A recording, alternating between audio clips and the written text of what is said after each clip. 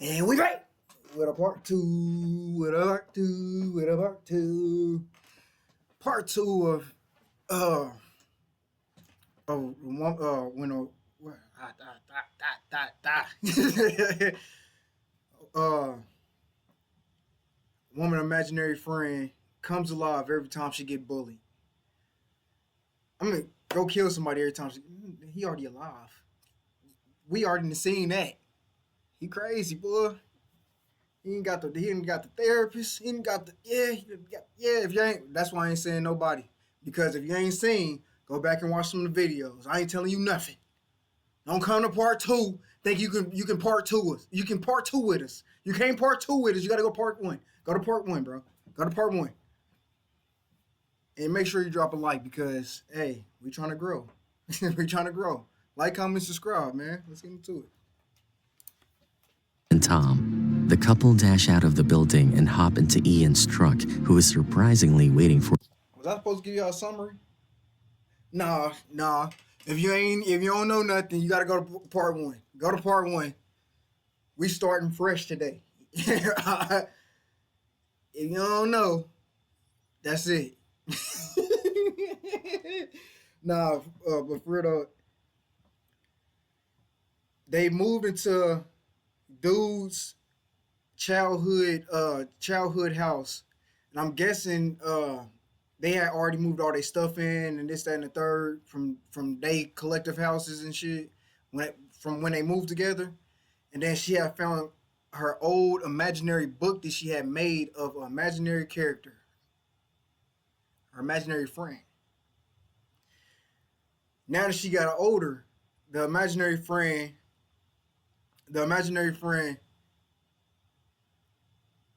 wakes up every time somebody bothers her, bullies her, or get on her nerve, come pop up out of nowhere and just kill the person, pop up out of nowhere and just kill the person. Is that a good enough summary for you? I told you I'm not a good storyteller. I'm not. So let's get into it. For them at the entrance, Pretzel Jack chases them for quite some time before they lose him, and Tom looks at Jill in utter disbelief. They all go to Ian's home, and she asks for a method to destroy. Who is driving the car? Chases them for quite some time before they lose him, and Tom looks at Jill. He driving and looking backward? Pretzel Jack chases them for quite some time before they lose him, and Tom looks at Jill in utter disbelief. They all go to Ian's home, and she asks for a method to destroy him, to which Ian paints a gruesome picture of destroying every part of Pretzel Jack to get rid of him, but also shares a different approach, which is to live with it and control it. Now that they know Pretzel Jack is real and Jill's creation, Ian suggests they lure him out to trap him and then learn to control him. But for that, she will have to go through emotional turmoil. They sit in the empty room behind the dream door, and as Jill's feelings and emotions get skinned, Pretzel Jack's pace increases as he makes his way to their house. Why does nigga be walking like that, bro? Why does nigga be walking like that? That nigga be walking like somebody that stole they about to go snitch because somebody stole his candy or something. House. Tom walks outside the room, but Mama! Terry stole my candy! Stops when he sees Pretzel Jack at the edge of the stairs.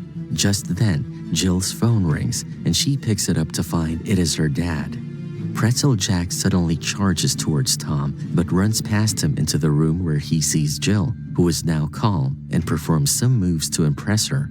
Jill smiles as she looks at Pretzel Jack, and he takes her in an embrace, making her feel safe and happy. At that moment, Sarah's voice can be heard from upstairs, calling out to Tom. Tom quickly makes his way up and opens the door for her. Jill and Ian also head upstairs, but when Jill sees Sarah...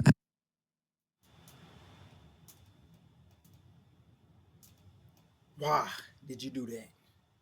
If you ain't seen part one, you don't know why I'm saying why. But why would you go up there and open the door for Sarah? It's about to get bad. Outside with Tom arguing, she loses her cool, enticing Pretzel Jack to go after Tom and Sarah. Sarah gets stabbed in her leg before Tom flees with her, and Jill and Ian tail them. While trying to save themselves, Sarah and Tom also try to sort things out, and Tom finds out I wouldn't even be trying to talk to her no more. No, I'm gone. She already said stay away from her family. The pretzel jacket, that ain't playing. that the child is not his after Sarah got the DNA tests done. So to tell him that, she came to his house that evening. They enter a gymnasium, and Tom hides an injured Sarah in a room while he tries to lure away Pretzel Jack. Soon, a chase ensues, and they end up in the swimming pool area where Pretzel Jack tries to drown Tom yet again. Ian and Jill also reach there, and Jill panics, seeing her husband in danger because of her imaginary friend. However, Ian tries to calm her down and asks her to concentrate on him so he can guide her to control Pretzel Jack. Once she gets control of Pretzel Jack, she frees Tom first, and then Ian helps her crush her creation using her mind. And that ends up with Pretzel Jack exploding into white dust underwater.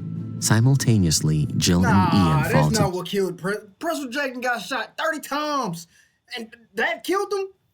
The floor, and Jill's ear bleeds. They take Sarah to the hospital, where the situation gets awkward as no one talks to the other. So Sarah asks to have a moment alone with Jill and tells her that Tom doesn't have an illegitimate child with her, putting an end to Jill's suspicions. Yet she doesn't feel at ease because Tom lied. Outside the room, Tom and Ian stand waiting. He didn't lie, he just didn't say nothing. It's a difference. But Tom doesn't trust Ian and wanders off to avoid being in his company, but ends up meeting the detectives. Meanwhile, Jill asks Ian to give her a ride, but tells him she doesn't want to go home and wishes to learn to control her mind.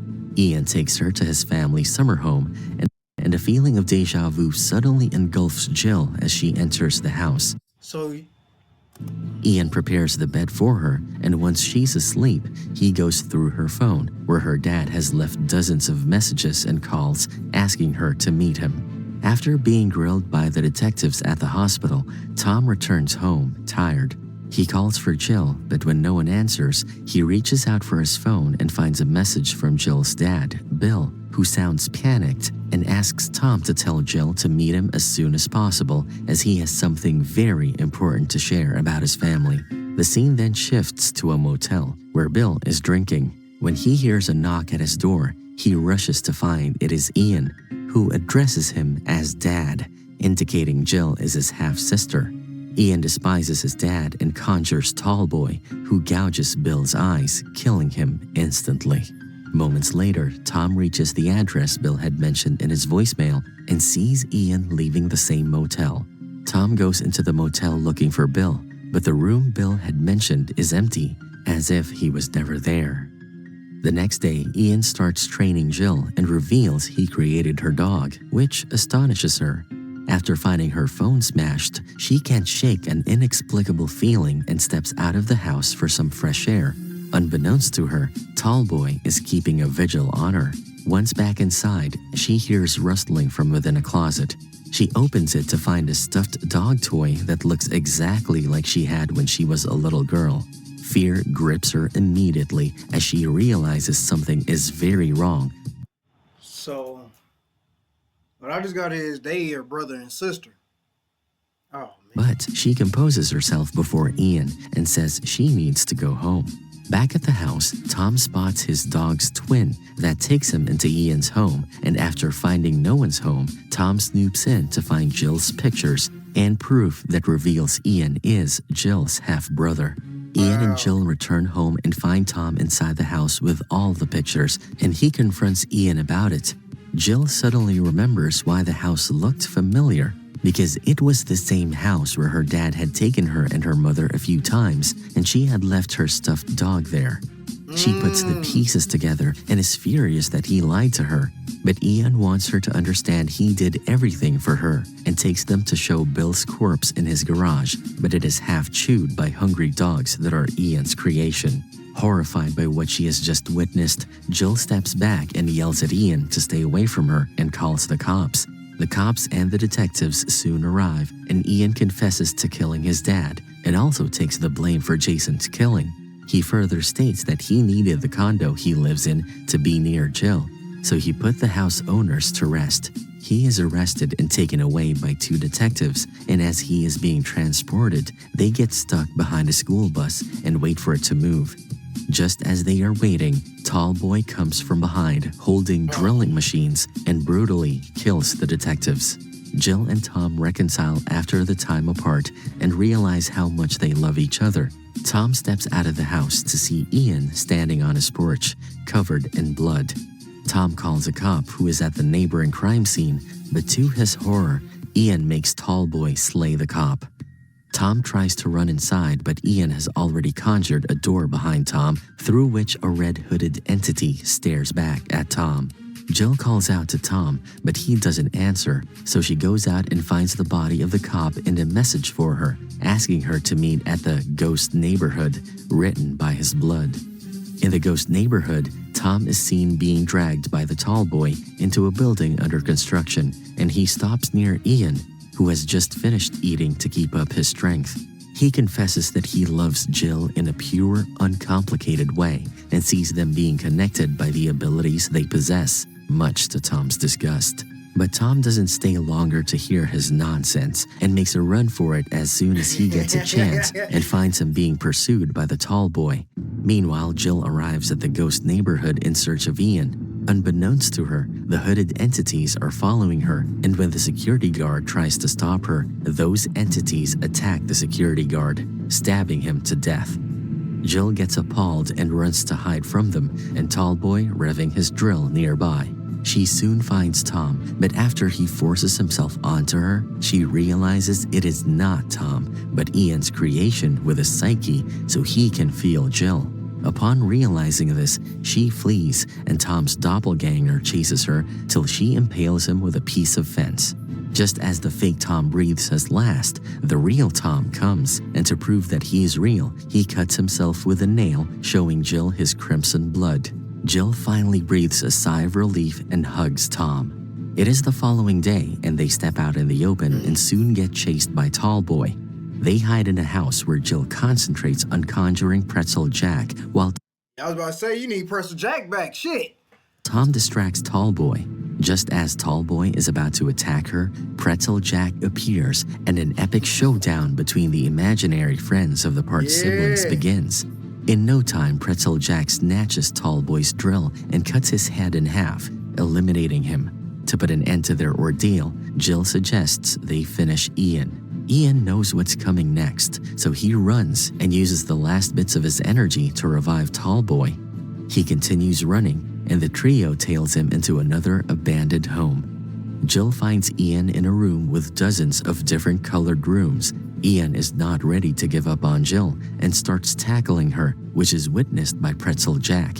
But before he can rescue Jill, he is attacked by the now revived Tallboy, who splits Pretzel Jack's body in half. Soon after, Tom reaches there, and the couple stabs Ian in his heart. Tallboy runs towards them to stop them from hurting his creator, but he accidentally pierces Ian's body with his drill as Jill and Tom jump out of the way.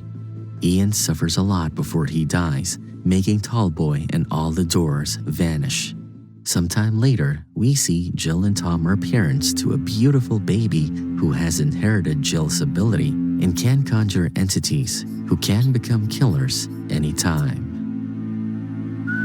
And that's This one wasn't as scary as the first one, but it was entertaining as hell. You can't lie. You can't lie. It had me on the edge of my seat. You can't lie. It was entertaining. It was entertaining.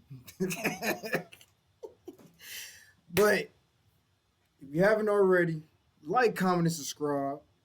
And if you want more of these type of videos, like horror stories, comment down below. And if you feel like I could do better in my videos, comment down below, because I do enjoy the constructive criticism. The constructive criticism. I enjoy it. I love to grow. I don't know about nobody else, but I love to grow. And I want to prove to y'all that I am here to stay. My dogs is tripping. But I want to prove to y'all that I am here to stay. So however I need to change, just because my character just not changing. But if it comes to me putting more energy into it, I can do that. But yeah, like, comment, subscribe, and don't forget to turn your post notifications on if you want to know when I drop my next video. Let me stop. But till next time, goose out, man.